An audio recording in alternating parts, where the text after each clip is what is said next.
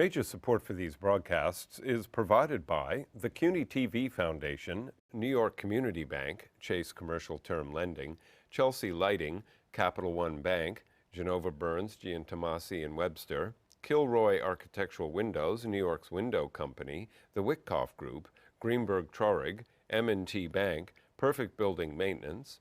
Additional support is provided by Ackman Ziff Real Estate Group, Bank of America Merrill Lynch, Briarwood Organization, C.B. Richard Ellis, Colliers International New York, Cushman and Wakefield, Dime Savings Bank of Williamsburg, Douglaston Development, Levine Builders, DDG, Friedman LLP, Accountants and Advisors, Flushing Bank, Herrick Feinstein LLP, Investors Bank, James D. Kuhn Real Estate Center at Syracuse University, James Orphanides, Centurion Holdings, John Katsimatidis, Red Apple Group, Corman Communities, a.k.a. Hotels, Madison Realty Capital, Margolin Weiner and Evans, LLP, Certified Public Accountants and Business Advisors, Massey Knackle Realty Services, New Banks, Meridian Capital Group, Newmark Grubb Knight Frank, Popular Community Bank, Sterling and Sterling, SJP Properties, Stonehenge Partners, Urban American, and These Friends.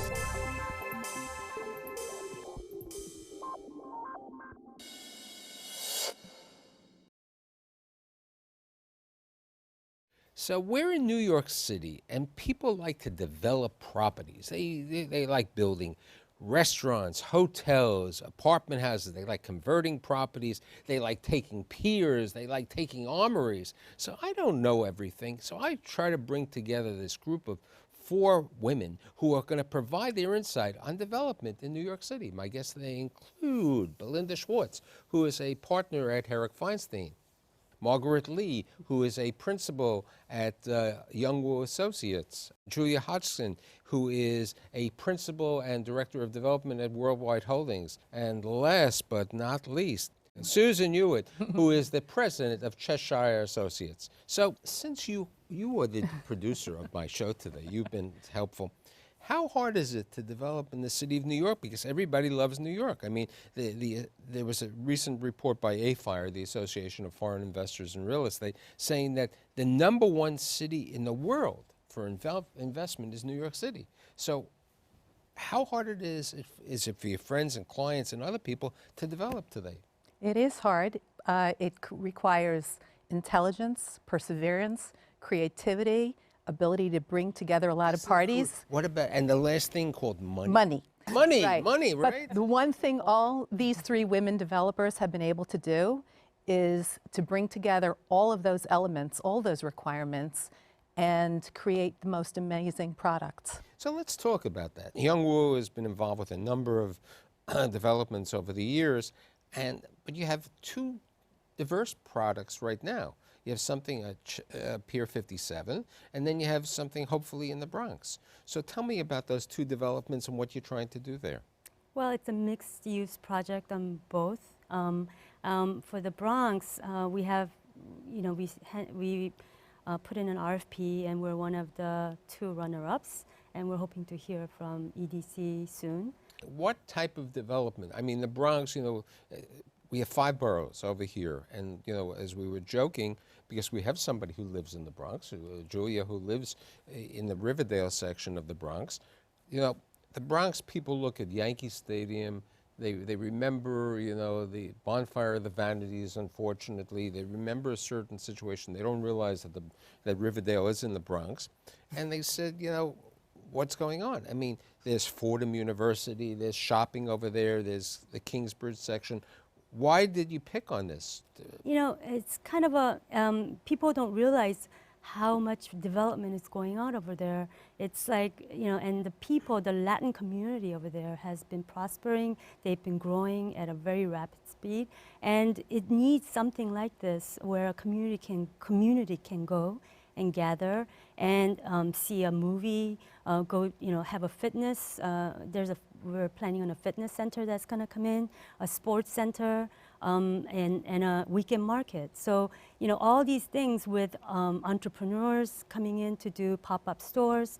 So it will be a community space that will be open to the public, to the community, the neighborhood, as well as to the tourists all around. Now, weren't you involved, in Brooklyn, your firm involved with DeKalb Market, which was basically pop-up in a weekend operation, correct? No, it's not. It was a 7-day market, and it was kind of a test case for us in order to do these markets in a permanent areas. And our play is really real estate at the end of the day, because we want to go into a neighborhood that is not all developed yet.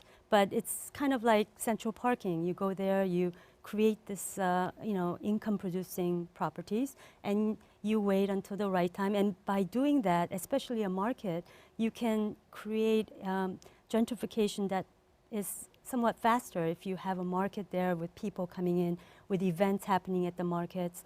So, that's what happened with DeKalb. For a year and a half ago, when we first started the DeKalb, it was a very, a scary place to walk by. It was a parking lot that was not used. And, the landlord said, why don't you come in and do this market? And we did as like a test case for Pier 57. But downtown Brooklyn is different than the Bronx. It's a different market. There's a big situation, not too far away today is the Barclays Center, and there's a lot of changes over there. Why don't we talk about the person who's from Riverdale? What do you think about the Bronx? You live in Riverdale, and then we're going to talk about your two diverse projects. I do live in Riverdale, the Bronx. A lot of people don't think Riverdale is a part of the Bronx. How'd you end up in Riverdale? I was on the Upper West Side, like many Riverdalians. They come from the West Side. You mean like Belinda? Like I'm going to end up there. Right? You may end up there, Belinda. Yeah. And as a person in real estate, I actually saw a real estate investment and was crazy. I had a relatively inexpensive housing on the Upper West Side, and I quintupled my housing costs by moving to Riverdale, which is not the typical model. You're supposed to move to Riverdale to save money. But there are sort of unique opportunities in Riverdale, both in the single-family home market, and it is an amazing community for really families. So let's leave Riverdale and let's talk about 57th Street and 2nd Avenue, the home of Whole Foods, the home that Mrs. Stoller likes, because at least finally there's a supermarket over there. So that Whole Foods, which the whole community is very enthusiastic about. We also, this is a part of a big mixed-use development. Like Margarette's project, it is a public-private partnership, in this case with the Educational Construction Fund. We've been working on it since 2005.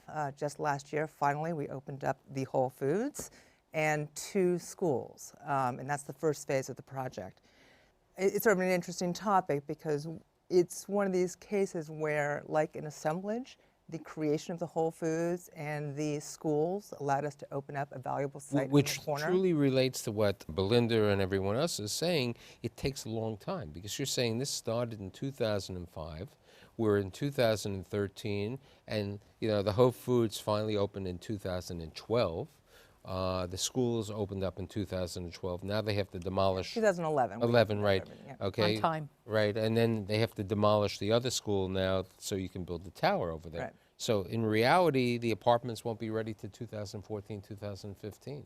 Apartments will be ready 2014. We'll start our sales effort at the end of this year. The schools are coming down as we speak, and we're starting excavation in May. So it is an example where it takes a tremendous amount of patient capital and hard work to pull these projects together. This was definitely a long-term investment for Worldwide.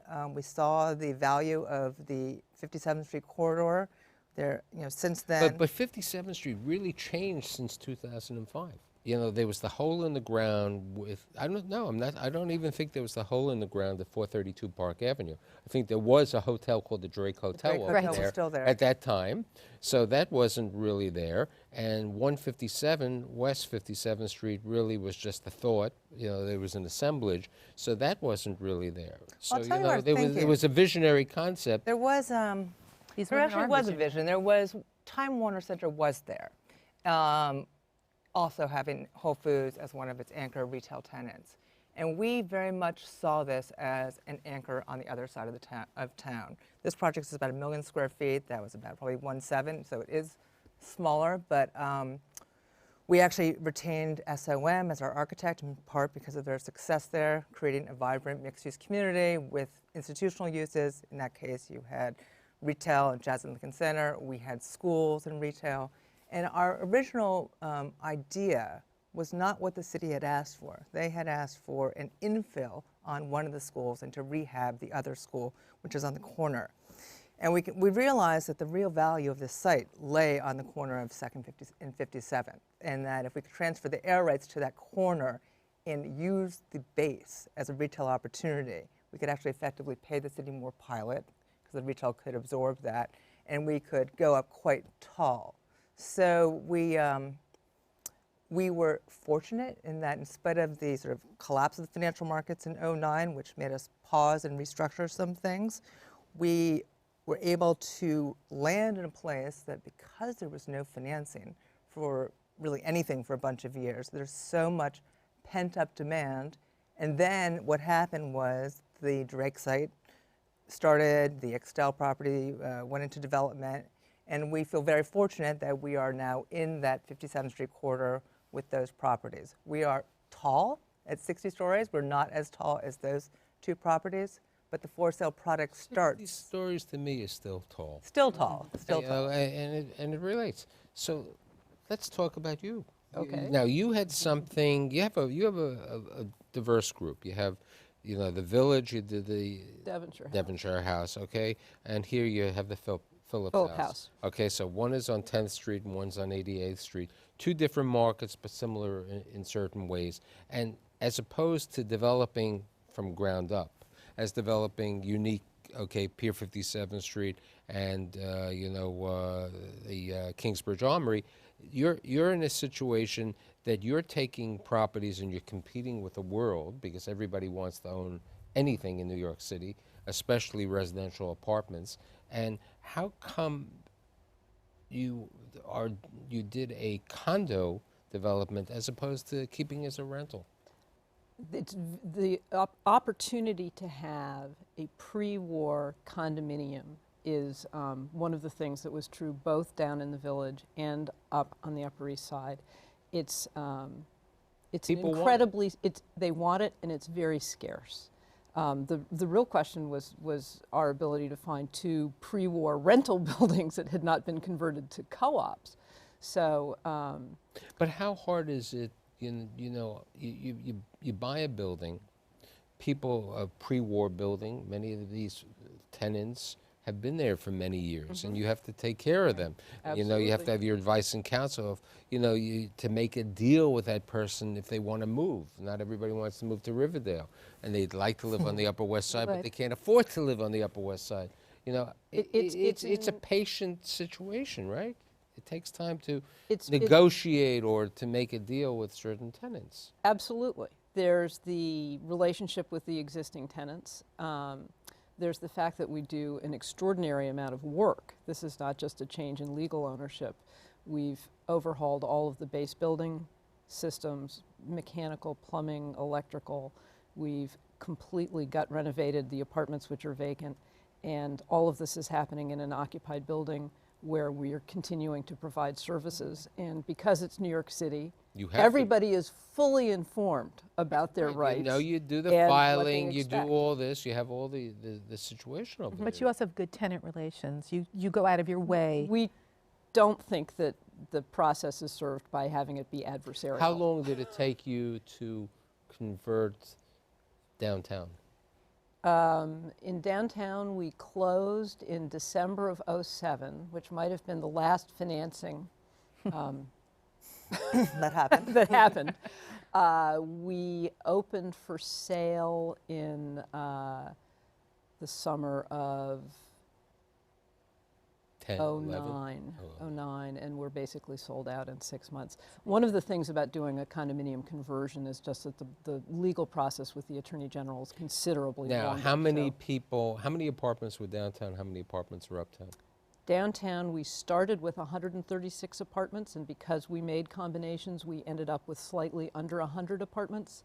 And how many were sold? All of them? Well, no, we still have 28 regulated tenants, which we continue to own those apartments. Right, and the other? And in Uptown, the building is actually the same size. We had 96 apartments. We actually now have 76 because we've made combinations. And have you started selling those? We have started selling. We opened for sale at the beginning of October. We have 12 sales. We are ahead of pace. So looking here's forward a to it. question for all of you, and you'll answer it, and maybe Belinda could help. Who's buying these apartments today? Who's the market? Are they people who live on the west side, or are they New Yorkers? Are they people coming from the suburbs who want to be closer to the city? You know, are they the Europeans? You know, the Japanese, the South American? Well, at Phillip House, I would say almost all of the above. They are definitely people who want to be in the neighborhood. This is not, by and large, tourist New York. It's a family neighborhood. Schools are important, but we also have empty nesters who've bought. We've had international purchasers. We've had international purchasers whose children are at school in the United States and they want a home base.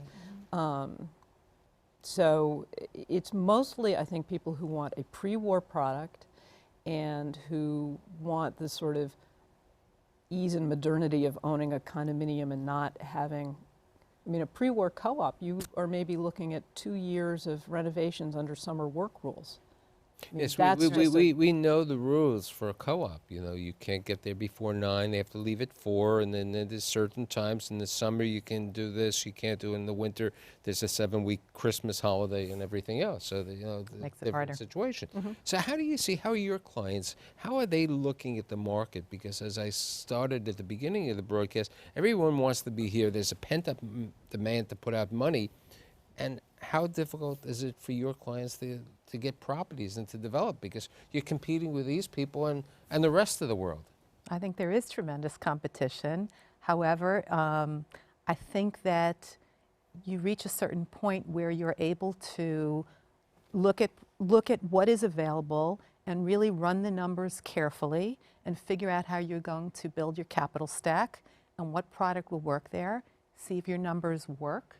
And at the end of the day, I think it's possible that some people are overpaying for sites, but there is still tremendous need for more development Right, sites. but you know, you were talking before that we were talking a little bit about hotels, and I know you have clients who are in the hospitality business. Do you think that there are perhaps too many new hotels coming in? I think, you know, I have a mixed point of view, because I think there are different types that can work in different levels, okay? And I do believe there's a dire need for true five-star hotels, and that's why the Hyatt Grand, which is going to be on 57th Street, is going to do okay, because it's a very high end, and you know, the Mandarin's getting $1,000 a night, and you know, the Four Seasons, they had an offer for $2.3 million per room to be sold. How do you look at the hospitality market? How do you look at the retail market for your clients in general today? Well, in terms of the hospitality market, the only thing I do know for sure is that there's more financing available for the hospitality market. So someone out there does believe that there is real opportunity for that real estate / operating business. With regard to that, and I'd ask everyone over here, I believe what has happened is in the hospitality market, as one person said to me, the conduits are back. And unfortunately, when the conduits are back, which means the CMBS, you know, the Wall Street bankers, you know, if it fits in the box, they don't care what asset class. It could be X, Y, or Z, but if it's 60% cash flow, it'll fit in there, you know. I think hospitality is strong with 52 million visitors to New York City last year, a record number over there, and 85.5% occupancy. I think there is a need. I think there's a question of, is there a need? You know, we were talking before about Julia's project in Long Island City, not on the show, but is there a need for 19 hotels in Long Island City? I'm not sure. I think there could be a need, you know, near Susan's, if there was a hotel site available near your property on 88th Street, I think would be great, okay? And I think even perhaps, you know, in the Bronx, they're finally building a Marriott. You know, Montefiore is very happy about it. I think each product has a different need, you know, in this situation. I think money is more available, but would you say, because you all go to lenders, aren't lenders still a little cautious? If there's any cash flow involved, not so much. It's, but for construction lending, there's not any non-recourse debt available that I've been able to find. Now, counselor, don't you believe, okay, I realize you're an advisor to these. You know, I represent lenders. You know, I'd like having somebody with, as we would say proverbially, skin in the game, you know, not opposed to walking off the streets of Manhattan and the 5 boroughs. I can understand. So where do you look, where are the opportunities today? Besides, you know, the Bronx, where do we have opportunities? Now, you're venturing into a place which you people had originally once been in Long Island City, where the visionaries going back before you even probably joined the company. Worldwide was involved with one of the first mixed-use co-ops in Long Island City. Why Long Island City today? And Worldwide is... I like it, but I just want to answer Yeah, I mean, a lot of it is the opportunity to buy at a certain number. We were fortunate, and this was a more straightforward acquisition. What we've been doing more recently, and I've been Worldwide for about 13 years, is these knotted balls of wood. Long Island City is actually a much more straightforward deal in which we purchased at an appropriate number. We believe the rental market is very strong and getting stronger. Are you going to get tax abatements over there? We're right outside of the zone, so we are eligible for tax abatement. The development on Roosevelt Island, where you have public money investing in educational uses, you have new bike paths, there's just a tremendous amount of public investment. And usually where there's public investment, it's a good bet that private investment will follow. So we think it's a good long-term hold. We can't figure out how to do rental really in Manhattan anymore. It's almost impossible. You know, people, there's no, you know, we can't build extra land in New York, in Manhattan. You know, the last landfill was when you took out the dirt from the site of the World Trade Center and they built Battery Park City. I don't believe we're building extra land over here, so it's a limitation. But you were saying you own unsold condos and co-ops in other parts of the, because the 5 boroughs and even Westchester has an opportunity, right? Well, it's an opportunity for us to come into these neighborhoods at a reasonable basis. I mean, it's the same issue as you in Long Island City, which is that we're buying occupied apartments, so that the basis is very low, and it's a sort of capital preservation strategy. The returns are not. They're not leverageable because there's not a huge amount of cash flow. But are they financeable? No. But by and large, the sort of rule of thumb for that part of the business is that they trade around 30 to 35% of the vacant sale value. So over time, apartments vacate and we renovate and sell them. So that's an opportunity for us to be in Queens, Riverdale, Southern Westchester, at a lower basis. A lower basis and with a long-term.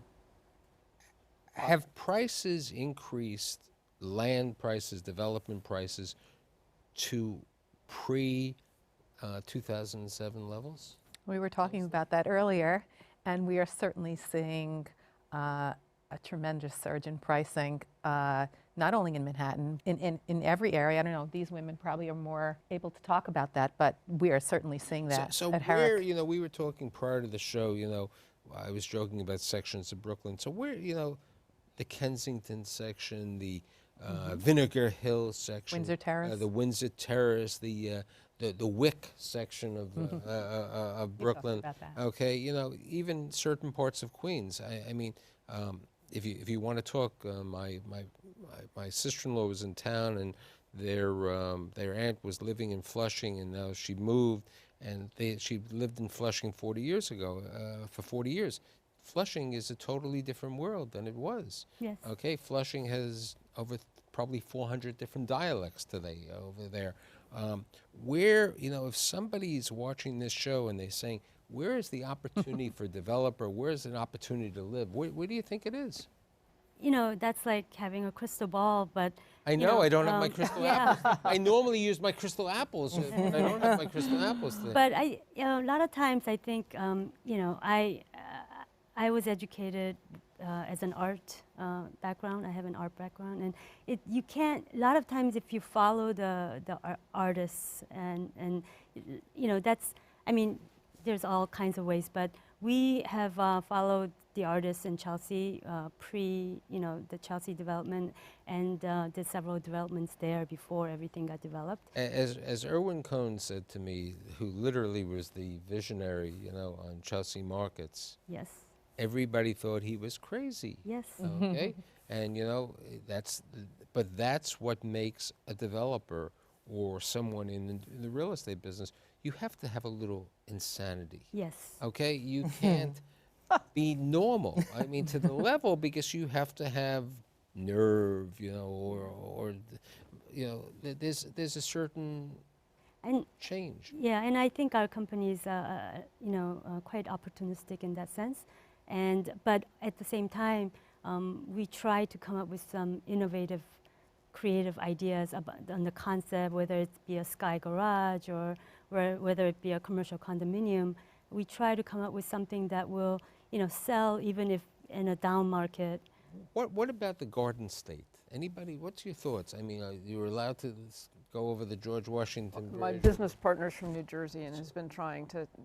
We've been so why- failing to find projects in New Jersey for 20 years. You know, many people have said to me, you know, that New Jersey. I remember, you know, Josh Muss. I joke around with. He was in a panel of mine. I said, you know, Hoboken and Jersey City are the sixth borough. People say That's true. But part of the issue, at least for our part of the market, is that the rent regulation system varies community by community. So there's an enormous amount of due diligence and underwriting ramp up you have to do to look at an individual You've project. never gone to New Jersey, your people? We've never done New Jersey. I kind of agree with Susan here. It's you build up your intellectual capital on something. You know, and recently for us, it's been these complicated leases and public-private partnerships and unlocking unused air rights. And you sort of, once you've spent all the time and energy doing something, you want to continue and do the next one. So you know what? Not Maybe to it's be, maybe it's the next generation who will figure out what the New Jersey. best- We just closed 2 development deals in New Jersey. See? Okay, that's Just not with us. But they had banked the land for quite a long time. okay. And Long Island. No. Let's not forget There- Suffolk County. Suffolk County, not Nassau County. But I would like to thank the four of you because I think we've got some really good insight. I'd like to thank Belinda. I'd like to thank Margaret. I thank Julia and definitely Susan. And I will be back next week. See you next week. Thank you. Thank you. Thank you.